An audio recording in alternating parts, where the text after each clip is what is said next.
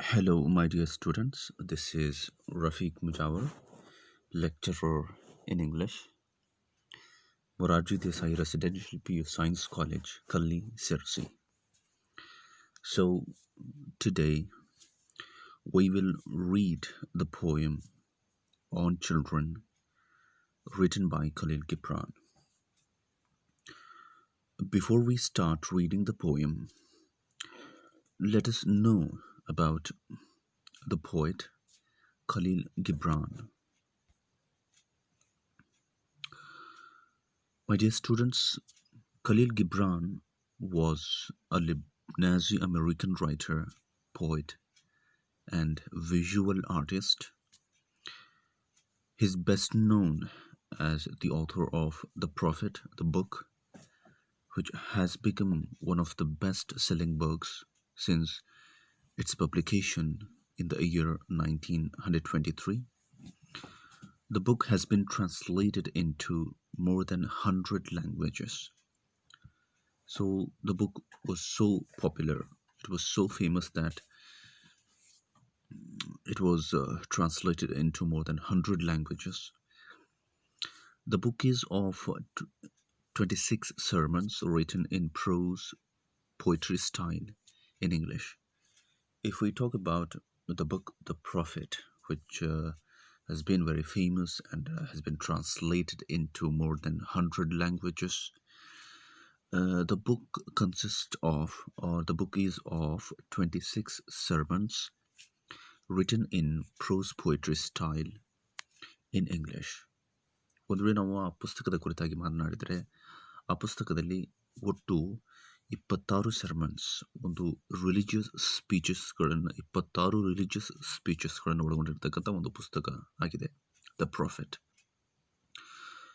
The Prophet, the book, in the book, Al-Mustafa is a character, has lived in the city of Orphalese for 12 years. He is about to board a ship which will carry him home. So Al Mustafa ಅನ್ನುವಂಥಕ್ಕಂಥ ಒಬ್ಬ prophet, ಒಬ್ಬ ಪ್ರವಾದಿ, ಒಬ್ಬ spiritual master ಅಂತ ಹೇಳ್ತೀವಿ. ಅವನು ಆರ್ಫಲೀಸ್ ಅನ್ನುವಂಥ ಒಂದು ಊರಿನಲ್ಲಿ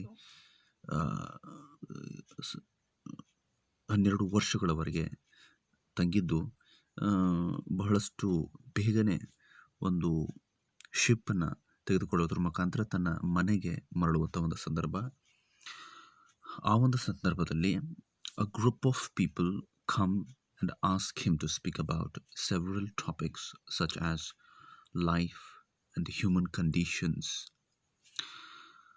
ಅವನು ಆರ್ಫಲೀಸ್ ಎನ್ನುವಂಥ ಒಂದು ನಗರವನ್ನು ಬಿಟ್ಟು ಹೋಗೋದಕ್ಕಿಂತ ಮುಂಚೆ ಸಾಕಷ್ಟು ಜನ ಬಂದು ಅವನನ್ನು ಕೇಳಿಕೊಳ್ತಾರೆ, ಕೆಲವು ವಿಷಯಗಳ ಕುರಿತಾಗಿ ನಮಗೆ ಹೇಳಿ ಮಾತನಾಡಿ, ಒಂದು ಜ್ಞಾನದ ಭಂಡಾರವನ್ನು, ತಮ್ಮಲ್ಲಿರ್ತಕ್ಕಂಥ ಜ್ಞಾನದ ಭಂಡಾರವನ್ನು ನಮ್ಮ ಜೊತೆಗೆ ಹಂಚಿಕೊಳ್ಳಿ ಅಂತ ಕೇಳಿಕೊಂಡಾಗ, so what are the topics he talked about? He talked about several topics, a number of topics. He talked about a number of topics such as life and human situations or conditions.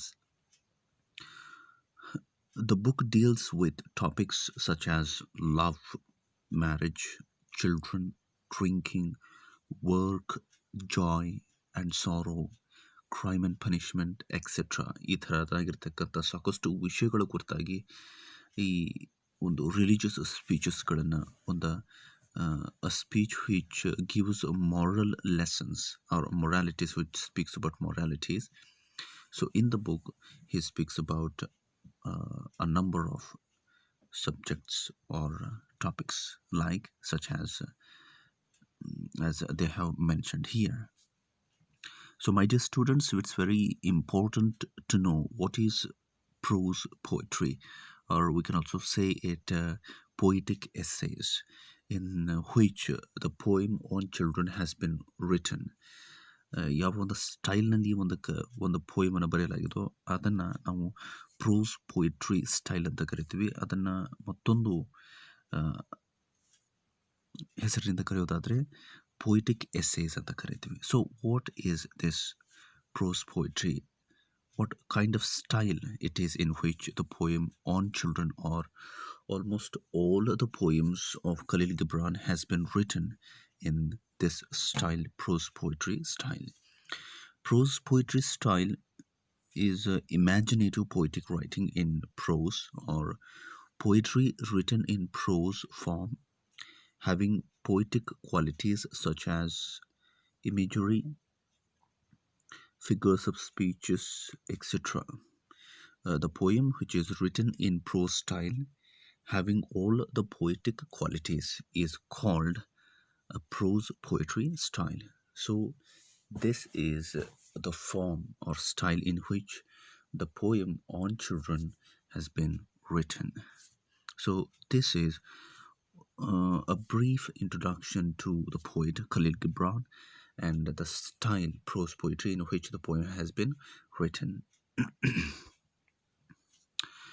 So, if we take a general look at the poem on children, what is the poem about? On Children is one of the sermons, religious speeches given by Al Mustafa, the speaker who speaks in the book, the Prophet.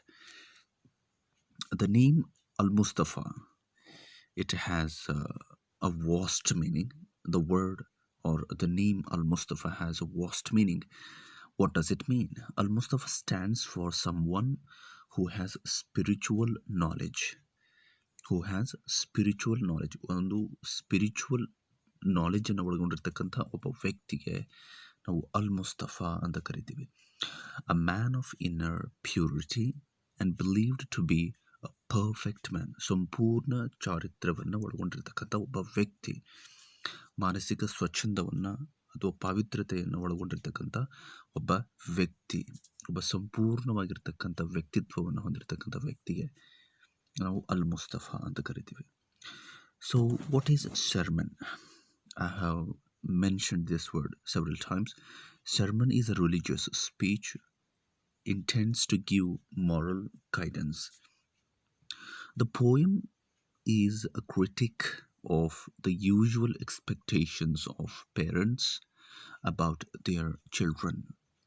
The poem, let me repeat, the poem is a critique which gives a critical analysis or a critical view of the usual expectations. What are the expectations of parents regarding their children? So, this is the main theme of the poem on children and how parents should bring up their children. In the poem, there are 14 lines.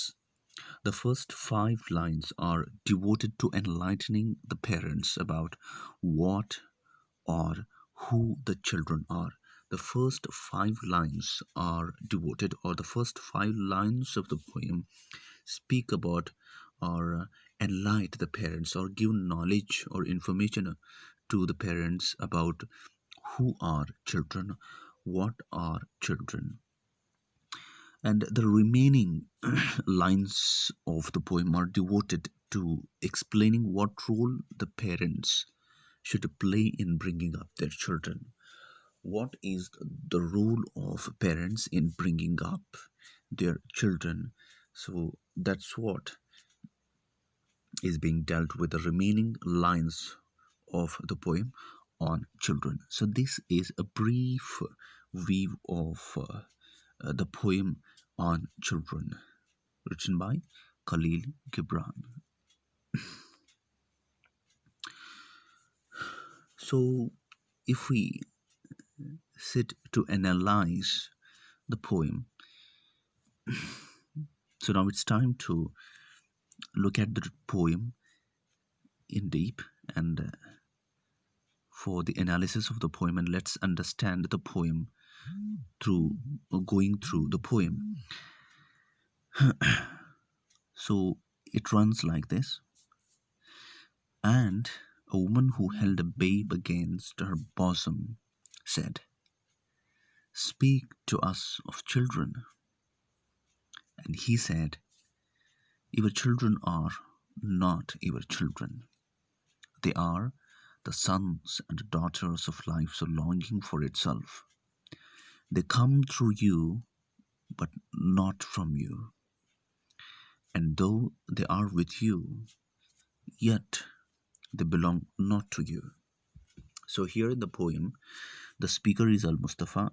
The speaker speaks to a woman. A woman comes to the Prophet Al Mustafa, who is holding a baby boy or a child against her bosom, and requests the Prophet to speak about children. And he starts off saying that your children are not your children. They are the sons and daughters of life's longing for itself. They come through you, but not from you. And though they are with you, yet they belong not to you.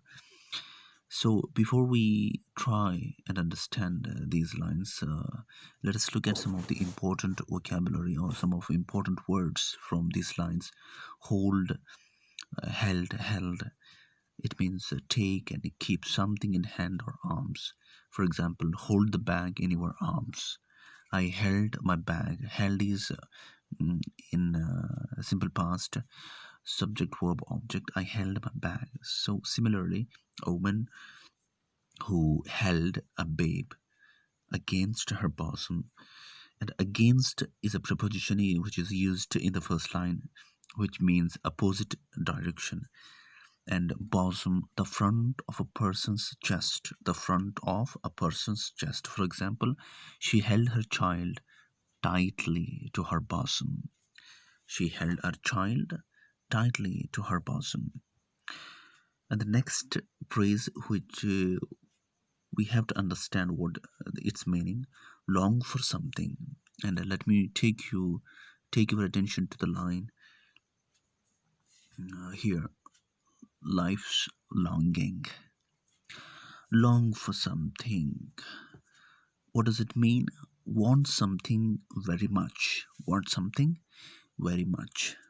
Right? And through is a preposition which means here in this line by or using. Okay.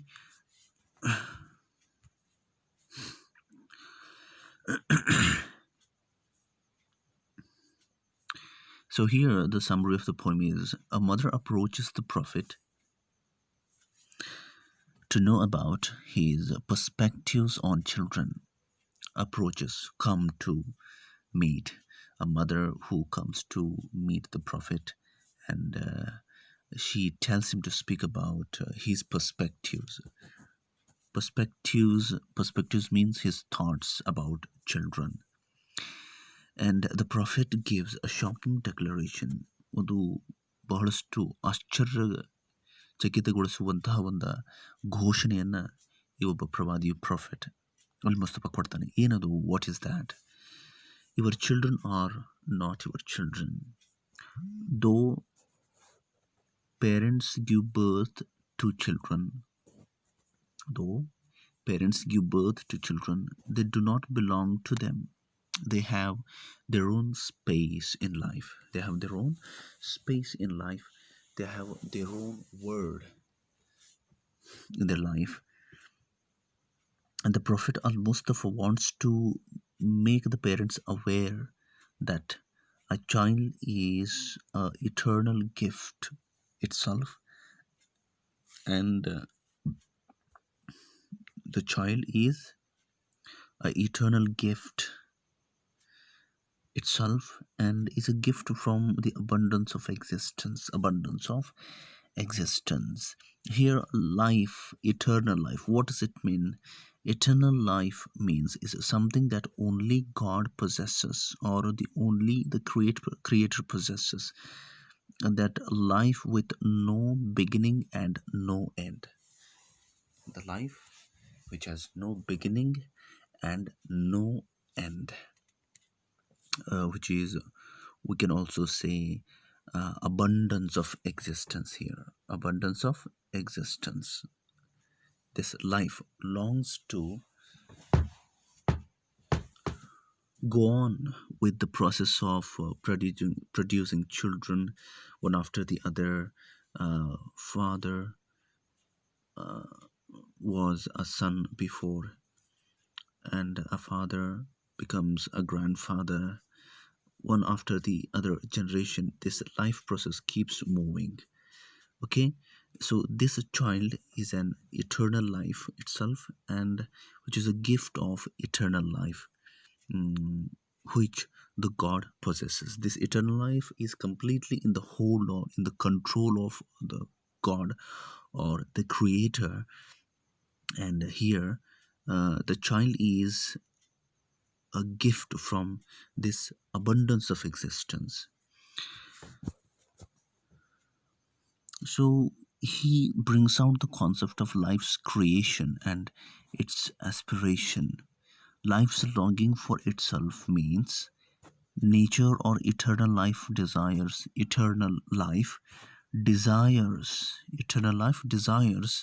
to create and sustain life, to create and sustain life.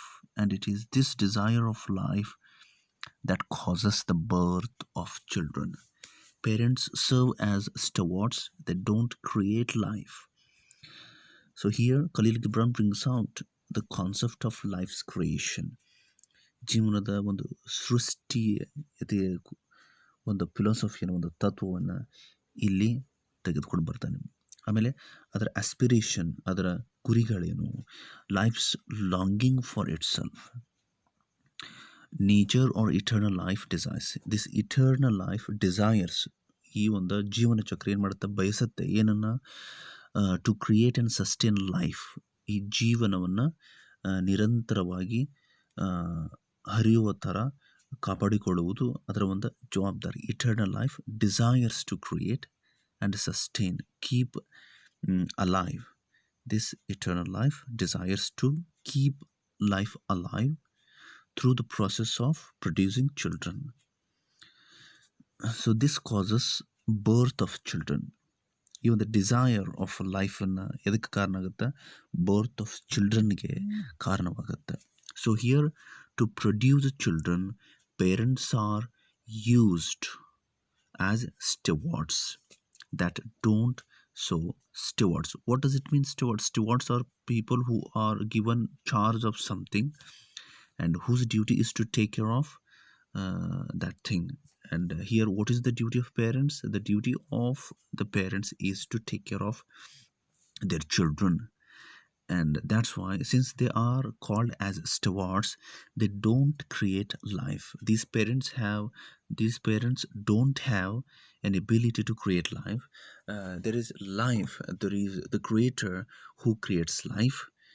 And here parents are just the medium through which children are produced. Parents often exhibit possessiveness regarding their children. As the prophet says, children don't belong to them, they are not possessions.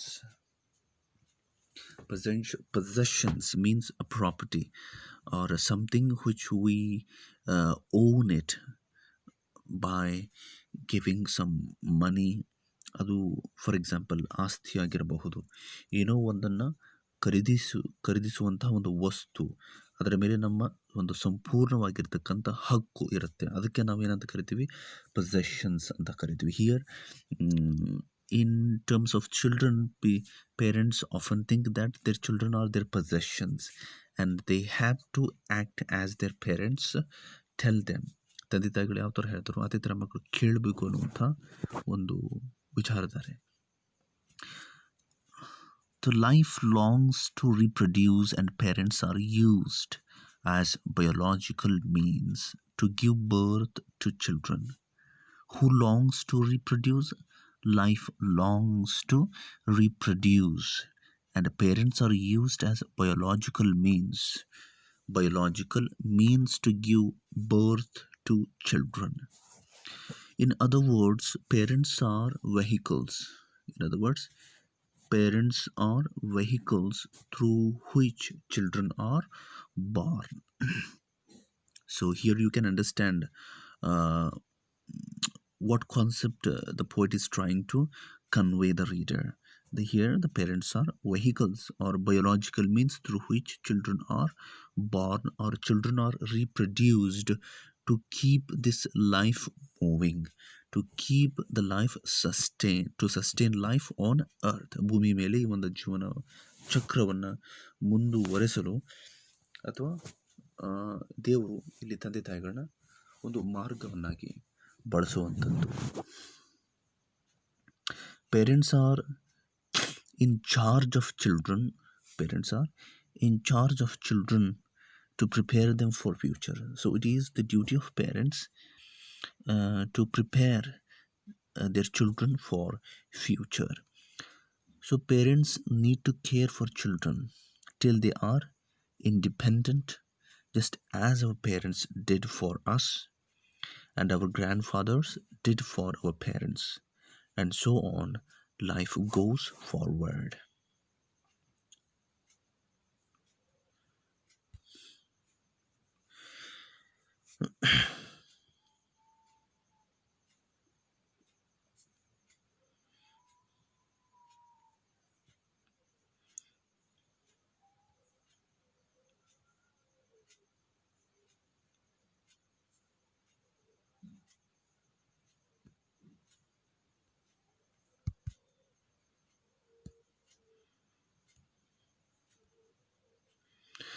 You may give them your love, but not your thoughts, for they have their own thoughts. May is a modal verb used to express possibility, and for is a preposition because. It stands for because here. The only gift parents can give their children is the gift of love. Here in this line, the first pronoun you refers to parents. Parents possibly give their children. Here them pronoun refers to children. Parents possibly give their love to their children, but they should not give their thoughts to their children, because they have their own thoughts.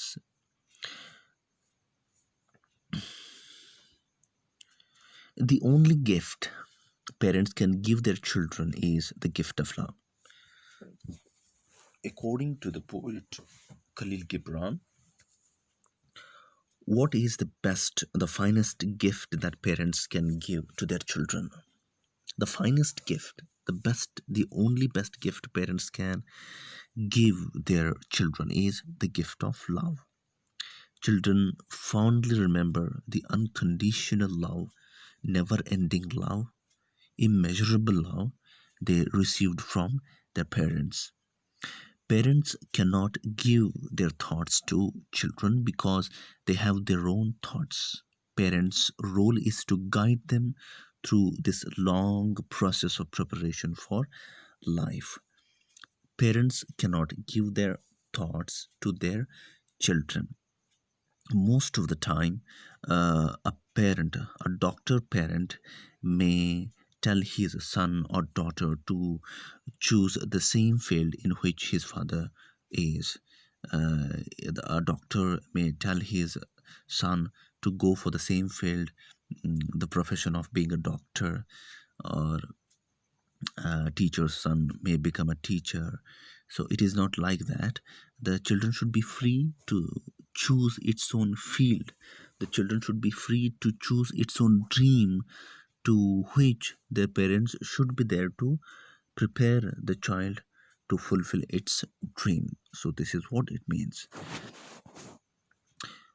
You may house their bodies, but not their souls, for their souls dwell in the house of tomorrow, which you cannot visit, not even in your dreams. Parents should take care of the needs of their children. They should not impose their thoughts. ತಂದೆ ತಾಯಿಗಳು ತಮ್ಮ ಮಕ್ಕಳ ಅವಶ್ಯಕತೆಗಳನ್ನು ಪೂರೈಸುವಂಥ ಒಂದು ಜವಾಬ್ದಾರಿ ತಂದೆ ತಾಯಿಗಳದು. ಅದರ ಜೊತೆಗೆ ತಂದೆ ತಾಯಿಗಳಾದವರು ತಮ್ಮ ಮಕ್ಕಳ ಮೇಲೆ ತಮ್ಮದೇ ಆಗಿರತಕ್ಕಂಥ ವಿಚಾರಗಳನ್ನು ಏನು ಮಾಡಬಾರ್ದು, ಬಹಳಷ್ಟು ಘಟಿತನದಿಂದ ಅಥವಾ ಕೋಪದಿಂದ ಹೋಗಬಾರ್ದು. Because children belong to the future, They have different vision of life. Because why should parent not why sh- parents should not impose their thoughts on their children, because children belong to the future. They live in the house of tomorrow. So they have different vision of life. A children's vision of life cannot be the vision of life of their parents. There cannot be any similarity between two visions of life. Parents have their own vision of life, and children who are going to face the future may have their own different vision of life. So here parents should not impose their vision of life on their children, because children belong to the future. Children are going to face a new generation in the future, and they have their own vision of life, whereas parents belong to the past. Since parents belong to the past, parents cannot conceive the future of their children. Parents cannot imagine the future of their children. ತಂದೆ ತಾಯಿಗಳು ತಮ್ಮ ಮಕ್ಕಳ ಒಂದು ಭವಿಷ್ಯವನ್ನು ಆ, ಕಾಲ್ಪನಿಕ ಕಲ್ಪ ಕಲ್ಪನೆಯಲ್ಲೂ ಸಹ ತಮ್ಮ ಮಕ್ಕಳ ಒಂದು ಭವಿಷ್ಯವನ್ನು ಏನು ಮಾಡೋಕ್ಕಾಗಲ್ಲ, ಮುಟ್ಟೋಕ್ಕಾಗೋದಿಲ್ಲ ಅಥವಾ ಹೋಗೋಕ್ಕಾಗೋದಿಲ್ಲ ಆ ಒಂದು ಕಾಲ್ಪನಿಕ ಜಗತ್ತಿಗೆ. ಅದು ಒಂದು ಸಂಪೂರ್ಣವಾಗಿರ್ತಕ್ಕಂಥ ಬೇರೆಯದೇ ಒಂದು ವಿಷನ್ ಆಫ್ ಲೈಫನ್ನು ಒಳಗೊಂಡಿರ್ತಕ್ಕಂಥ ಒಂದು ಭವಿಷ್ಯ. ಇಲ್ಲಿ ತಂದೆ ತಾಯಿಗಳ ಒಂದು ಜವಾಬ್ದಾರಿ ಆ ಒಂದು ಭವಿಷ್ಯಕ್ಕೆ ತಮ್ಮ ಮಕ್ಕಳನ್ನು ತಯಾರಿಸುವಂಥ ಒಂದು ಜವಾಬ್ದಾರಿ.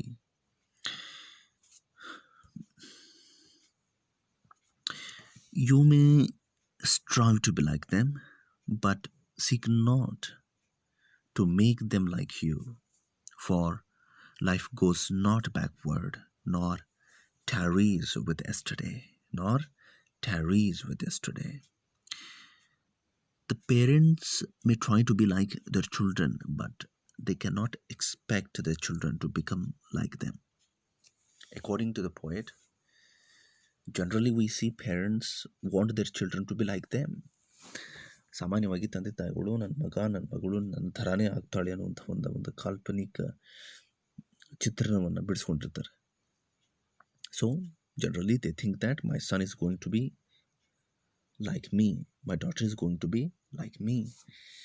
So but here the poet Al-Mustafa, the speaker in the poem Al-Mustafa says that parents may try to be like their children. They cannot imagine that they cannot expect their children to be like them, because they cannot expect their children to become like them. So they may try to be like their children. It is in a reverse. And since life becomes forward, since life looks forward and it does not linger on, it does not stop at one point, it keeps on moving. Parents should not let their children to build their future. Parents should let their children to build their future. Parents should let their children to build their own future. If there is any need of some kind of support, some kind of suggestions to build the future of their children, they must be there to guide them. They must be there to support them. They must be there to provide a good environment for their children to build their own future. So they should not force them to become as they were or their carbon copy.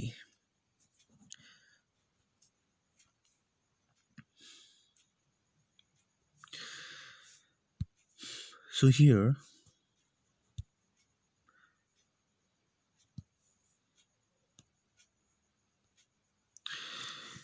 the next lines of the poem are very interesting. Here the poet takes help of some figures of speech to describe the beautiful relationship between parents and their children. So let's get going with these lines, which are very, very beautiful, very beautifully explained.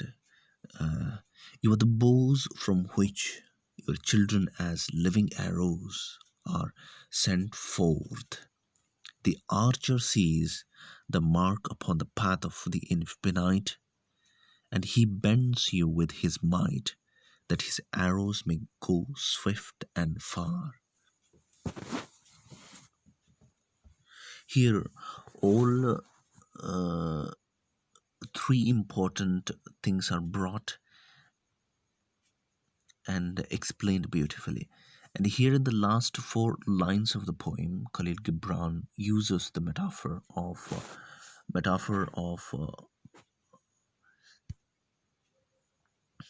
archer, bow, and arrows. And here I have used a picture of an archer. Here you can take a look at this picture. Uh,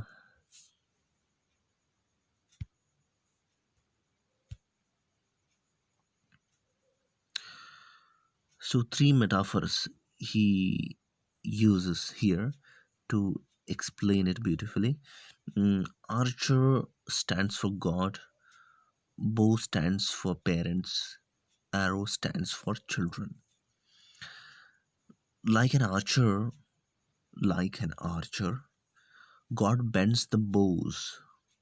God bends the bows, testing them for stability.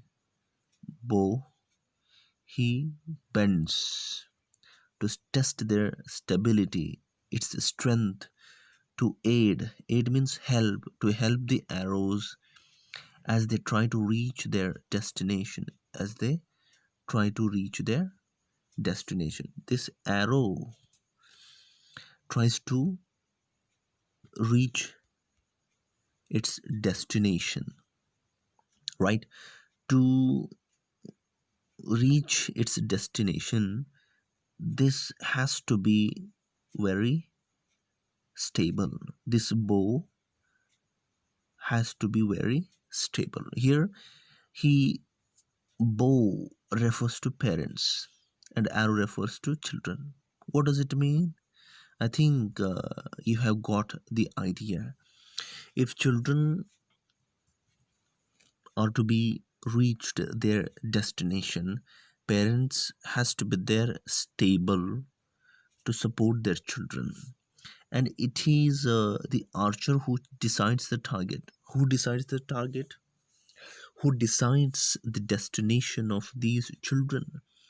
The archer decides. Here, archer stands for God. And as in this picture, the archer decides the destination of this arrow, which is marked upon the infinite, which is marked on the path of infinite. This path, this life's cycle, this life's journey is unending, and we don't know when this journey of life is going to end, which is infinite, which has no ending point. And on this unending path of infinite, the archer or the god knows the destination of these arrows. This is what he explains here. And the target uh, will be fixed by the archer. Similarly, the destination of a child is fixed by the creator, or the creator who has created all of us. And he bends the parents with his might, with his power. He bends the children. Let me explain here by using this picture. Here, this archer bends the bow with his might, with his power. He bends the bow. Why does he bend the bow? To generate more strength to the arrow. ಆ್ಯರೋಸ್ಗಳಿಗೆ ಬೇಕಾಗಿರ್ತಕ್ಕಂಥ ಶಕ್ತಿಯನ್ನು generate ಮಾಡಲು ಒಬ್ಬ ಆಚಾರ್ಯ ಏನು ಮಾಡ್ತಾನೆ, ಆ ಬೌವನ್ನು bend ಮಾಡ್ತಾನೆ, ಬಾಗಿಸ್ತಾನೆ. That his arrows may go swift and far. ಅದು ಆ ಬೌ, ಆ ಬಿಲ್ಲು ಬಾಗಿದಾಗ ಮಾತ್ರ ಬಾನಿಗೆ ಬೇಕಾಗಿರ್ತಕ್ಕಂಥ ಶಕ್ತಿ ಏನಾಗುತ್ತೆ, ದೊರೆಯುತ್ತೆ. ಆ ಶಕ್ತಿಯನ್ನು ಬಳಸ್ಕೊಂಡು ಅದು ಏನು ಮಾಡ್ಬೋದು, ತನಗೆ ಹೋಗುವಂಥ ಒಂದು ಗುರಿಯನ್ನು ತಲುಪೋದಕ್ಕೆ ಅದು ಸಹಾಯಕಾರಿ ಆಗ್ತದೆ. ಆ ಒಂದು ಶಕ್ತಿಯನ್ನು ಯಾರು ಪ್ರೊಡ್ಯೂಸ್ ಮಾಡ್ತಾರೆ? ಒಬ್ಬ ಆರ್ಚರ್. ಎದರ ಮುಖಾಂತರ? by this bow. How? By bending the bow he generates enough or sufficient strength which takes the arrow to reach its destination.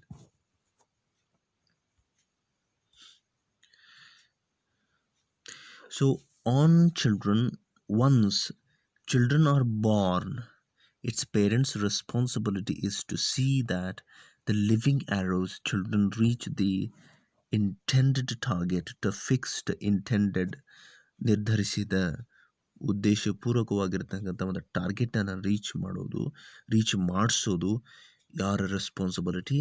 Parents responsibility. Once the children are born, it is parents' responsibility to see that the living arrows refers to children, reach the intended target, and which has been decided by the archer himself. The target of the arrow has been decided by the archer himself. The target, the destination, the future of children has already been decided by the Creator. Each arrow is ready to fly only when the bow is stable to withstand the strain or pressure caused on it, and remain stable or firm so as to enable the arrow to reach its target. Each arrow is ready to fly when?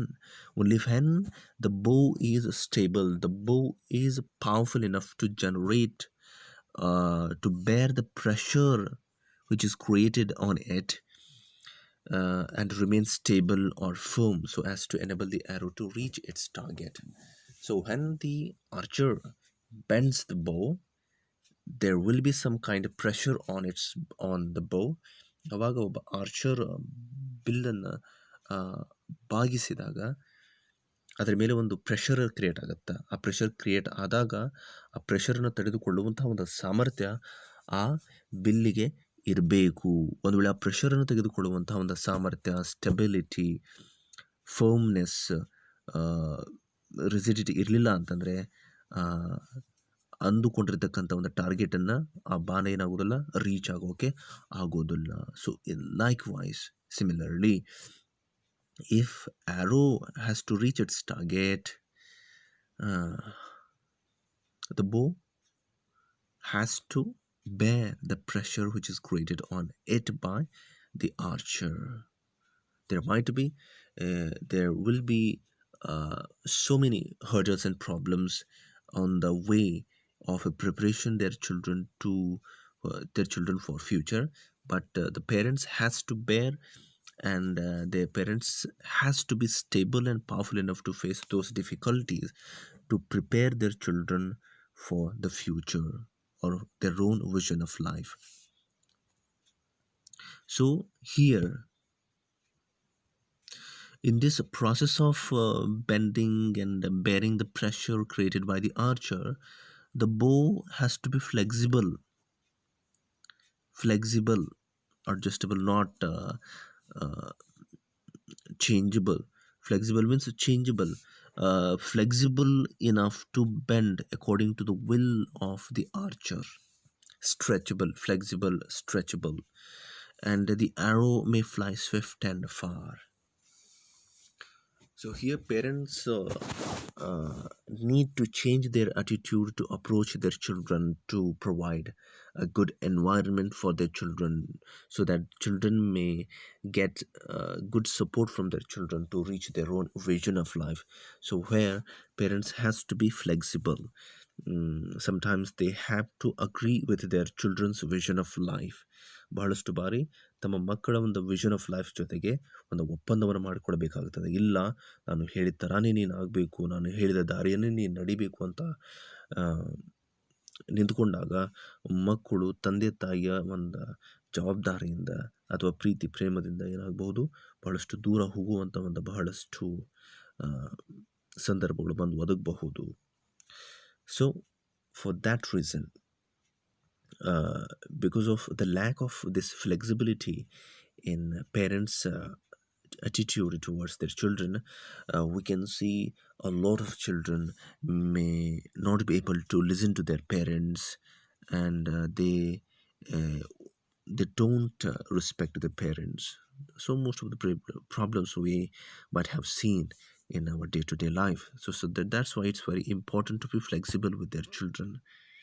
So with this flexibility, to so when the archer bends the parents, when the archer bends the parents, they have to bend, they have to flexible enough to help their children to reach their destination. So this flexibility brings swiftness to the arrow, so it may fly swift and far to reach its destination, as the poet Khalil Gibran has explained here beautifully. So the last lines of the poem: let your bending in the archer's hand be for gladness, be for gladness. So when a parent is being bent by the archer or the creator, the parent must be happy. He must bend himself with gladness because he has bent himself only to make the life of his son or his daughter. As the archer, the god decides the target for his arrows, and using parents as bows pulls the string to shoot the arrows. An archer pulls the string to shoot the arrows by bending the bow. So here, the god fixes the destination of these children by bending parents. By bending parents, the god has to send these children to their destiny in the future, for which he bends the parents. For which he uses these parents as supportive. So in this process, the bow must be stable enough to withstand force and being drawn back. In this process, the arrow can successfully reach its destination. Successfully reach its destination only if the bow remains stable. When the bow is stable, when the bow is powerful, then only an arrow can reach its destination. ಯಾವಾಗ ಮಕ್ಕಳು ತಮ್ಮ ಜೀವನದಲ್ಲಿ ಒಬ್ಬ ಯಶಸ್ವಿ ವ್ಯಕ್ತಿಯಾಗ್ತಾನೆ ಯಾವಾಗ ಅವರ ಹಿಂದ್ಗಡೆ ಅವರ ತಂದೆ ಮತ್ತು ತಾಯಿ ಬಹಳಷ್ಟು ಗಟ್ಟಿತನದಿಂದ ನಿಂತುಕೊಂಡು ಅವರಿಗೆ ಒಂದು ಸಪೋರ್ಟನ್ನು, ಅವರಿಗೆ ಒಂದು ಜೀವನವನ್ನು ಕಟ್ಟಿಕೊಡಲು ಬೇಕಾಗಿರತಕ್ಕಂಥ ಸಹಾಯ, ಪ್ರೀತಿ, ಕರುಣೆಯನ್ನು ಕೊಡ್ತಾರೋ ಅವಾಗ ಮಾತ್ರ ಮಕ್ಕಳು ಒಂದು ಯಶಸ್ಸಿನ ಹಾದಿಯನ್ನು ಹಿಡಿಬಹುದು ಅನ್ನುವಂಥ ತನ್ನ ಇಲ್ಲಿ ಕವಿ ಬಣ್ಣಿಸ್ತಾನೆ. ಅದನ್ನು ಈ ಫಿಗರ್ಸ್ ಆಫ್ ಸ್ಪೀಚ್ ಬಳಸಿಕೊಳ್ಳುವುದರ ಮುಖಾಂತರ. That's what which is beautifully explained in English by the poet, that when an arrow reaches its destination, how can an arrow reach its destination? An arrow can reach its destination when there is a stable bow, a powerful bow successfully reach its destination only if the bow remains stable. So it should not break nor prove too weak to send the arrow. The parents should not prove themselves as weak or poor to send their children into the future, or while preparing their children, the parents should not be so weak, or they should not fall behind in preparing their children to uh, prepare their children for future. Therefore, why the poet is saying here that God or the creator loves both the bow and the arrow, both the bow and the arrow. Here parents may not think that God bends us to send his arrows into the future, and they should not think that the God, the creator, do not love us. It is not like that. Here, the future of the children are very important, but when we want the children to reach their destination, parents play a big role. Parents play a very, very important role in making the careers, in making the future of these children. That is why God loves not only the arrow. What does it mean? God loves not only these children that flies, that reach its destination, which has been fixed on this infinite path. He also loves, he also loves bows that is stable. He also loves bows that is stable. He also loves parents who are very stable, who are very encouraging, who are very supportive to make the future to of the career of their children.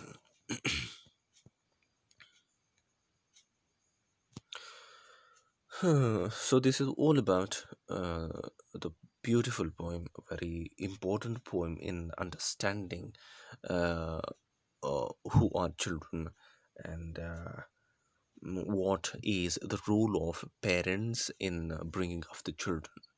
So to conclude, Gibran tries to illustrate, to make us understand how love works in the intimate relationship of parenthood.